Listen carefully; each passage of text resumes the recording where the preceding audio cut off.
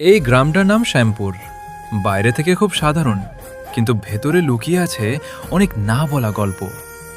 এই শ্যামপুরেই বসবাস করত এক ছোট্ট পরিবার, একটা ছোট বাড়ি, আর সেই বাড়ির ভেতর এক দাদা, দুই ভাই আর এক বোন। দাদা ছিল সবার ছায়া, দুই ভাই ছিল স্বপ্ন আর দুষ্টুমির মিশেল, আর বোন, সে ছিল পুরো বাড়ির আলো। অভাব ছিল, কিন্তু ভালোবাসার কমতি ছিল না। শ্যামপুরের প্রতিটা সকাল দেখেছে তাদের হাসি, আর প্রতিটা রাত শুনেছে তাদের না বলা কষ্ট। এই গল্প কোনো রাজা বাদশার নয়, এই গল্প এক সুখী পরিবার হারিয়ে যাওয়ার গল্প। আর আজ এই শ্যামপুর থেকেই শুরু হতে চলেছে আমাদের ছোট নাটক।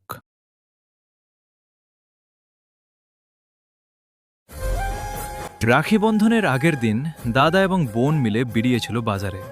বাজার থেকে ফেরার সময় বোন দাদাকে জিজ্ঞাসা করে, আমাকে কালকে রাখি কিনে দিবি? ঠিক আছে।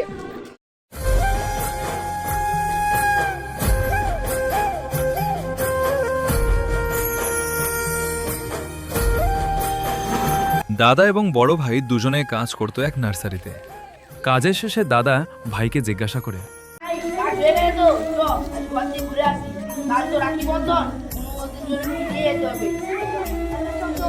তারপর দাদা এবং ভাই দুজনেই লোকাল ট্রেন ধরে বাড়ির পথে রওনা দেয়।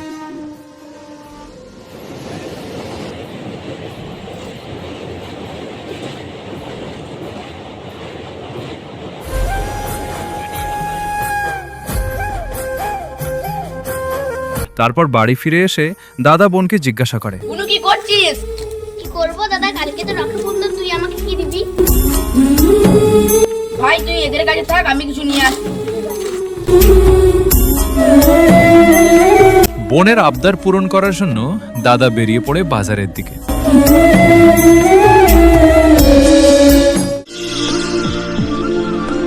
বাজারের পথে যেতে যেতে দাদা ঠিক করে যে যাচ্ছি, বুনুদের জন্য রাখি নিয়ে যাব।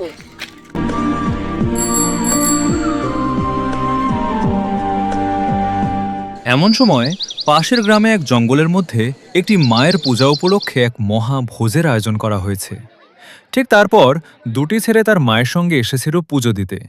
এমন সময় মা পুজো দিতে ব্যস্ত থাকায় মায়ের চোখে ফাঁকি দিয়ে দুজনেই জঙ্গলের মাঝে খেলতে চলে যায়। এমন সময় এক জেলের আসামি জেল থেকে পালিয়ে জঙ্গলের ভিতর দিয়ে আসছিল। তারপর জেলের আসামিটি ওই দুটি বাচ্চাকে দেখে নেয়। তারপর যখন ওদের মারার জন্য এগিয়ে যায়, তখন ওই দুজন বাচ্চাদের মধ্যে একজন ভয় পেয়ে পালিয়ে যায়, আর একজন কিছু বুঝতে না পেরে ওখানে রয়ে যায়। তারপর জেলের আসামিটি কোনো কিছু না পেয়ে ওই বাচ্চাটিকে একটি গাছের ডাল দিয়ে মেরে দেয়। এমন সময় ওই মেয়েটির দাদা যে বাজার যাচ্ছিল বোনের জন্য রাখি আনিতে, সে রাস্তার পাশে শুয়ে বিশ্রাম নিচ্ছিল। এমন সময় ছেলেটির চিৎকার শুনে তার ঘুম ভেঙে যায়।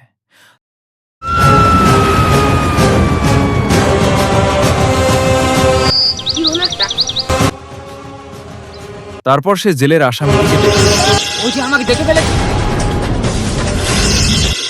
পুলিশকে বলে ফেলে, তাহলে তো আমার সর্বনাশ হয়ে যাবে। না, ওর পরিবারটাকে শেষ করে দিতে হবে। ওকে না শেষ করলে আমার এত টাকার সম্পত্তি সব শেষ হয়ে যাবে।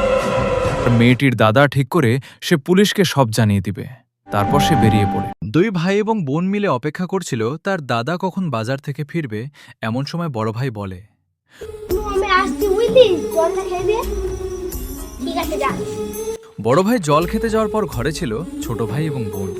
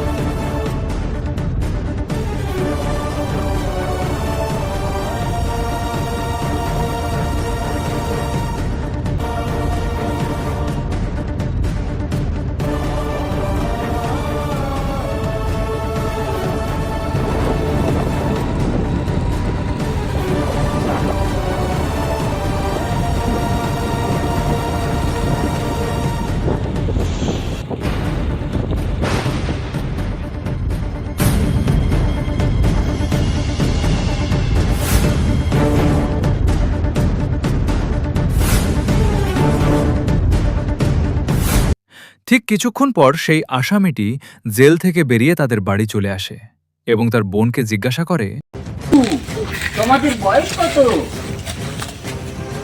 6 বছর। কি করছো তোমরা? খেলছি। তোমার বাড়ির লোক কোথায় গেছে? দাদা কাজে গেছে, ভাই জল খেতে গেছে। ও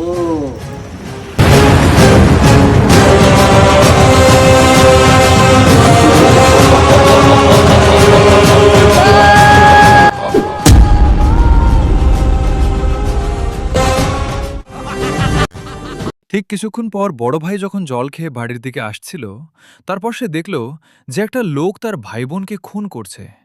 সে প্রথমে ঘাবড়ে গিয়ে চলে যায় দাদাকে ডাকতে।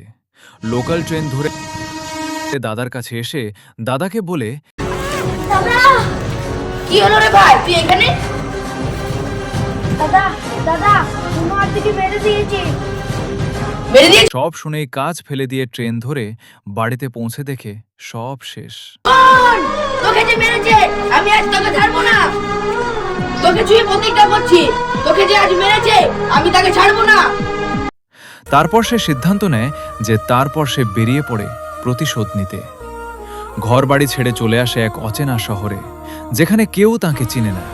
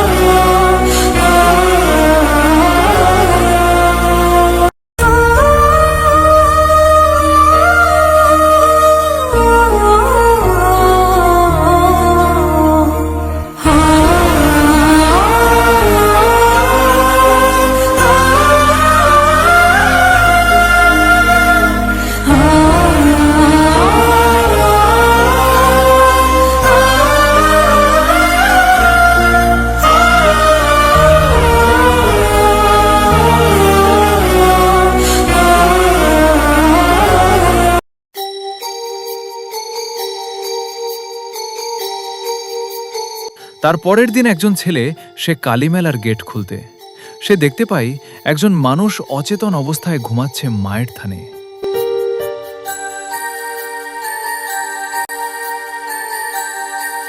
তার সে জানতে চায় সে কিভাবে এখানে এলো। কি হয়েছিল তোমার সাথে? বলো আমাকে, বলো। আমার পরিবারটা অনেক হাসি খুশি ছিল। আমার পরিবারে ভাই ছিল, বোন ছিল, কিন্তু একটা শয়তান এসে সব তছনছ করে দিয়ে গেল। সব শুনে সেই ছেলেটি একটা পরামর্শ দেয় যে সে একজন সুপারিশ কিলারকে জানে।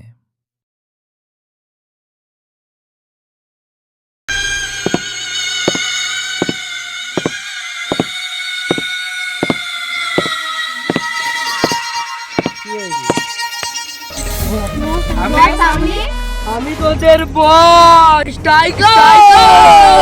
আমি দুটাই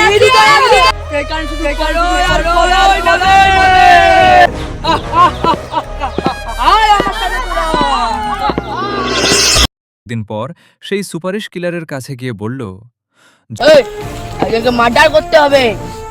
শুধু কাকে মার্ডার করতে হবে, ওর নামটা বল, তারপর তার গল্প ফিনি। তোমার বাজেট কেমন? বাজেট লে কাজ করি না, শুধু নামটা বললে আমি এখন শেষ করতে পালিয়ে আসবো। নাম ফাম জানি না, আমি একটা ফটো দেখাচ্ছি, ঠিক আছে? বাস বাস, খেল খতম। আব চলে মিনটা মিনটা সব গ্যাং চল।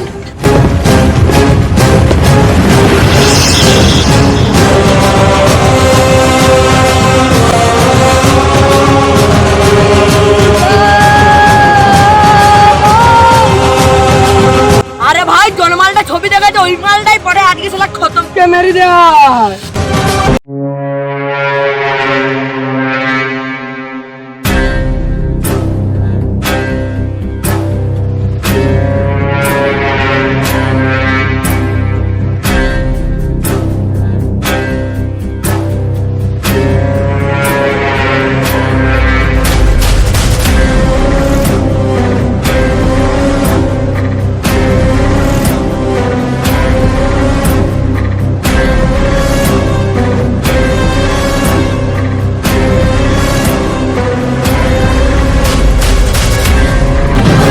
কাজটা বললাম যদি এখনো কিছু উত্তর আসছে নাই। দেখি ফোন তো করে দেখি কি ব্যাপার।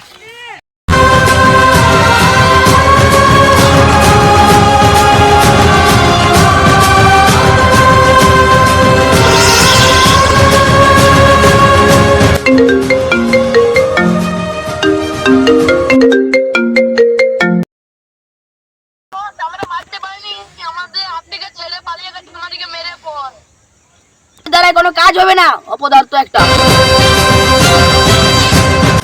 এর দ্বারাই কোনো কাজ হবে না, আমিই দেখি কি করতে পারি। যখন তাকে দিয়ে কোনো কাজ হলো না তখন সে নিজেই বেরিয়ে পড়ল পরিবারের প্রতিশোধ নিতে।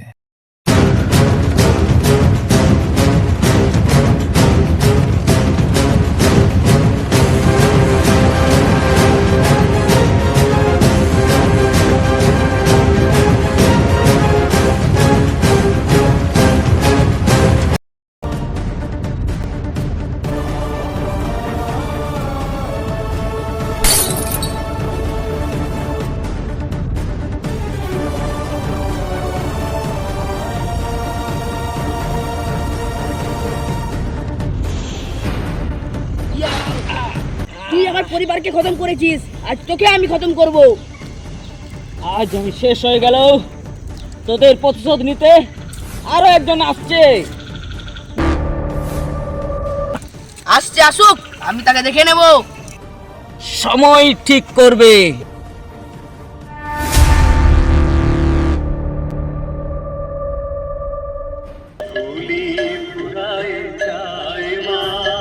আজ আমার আশা পূরণ হলো, আজ আমি শান্তি।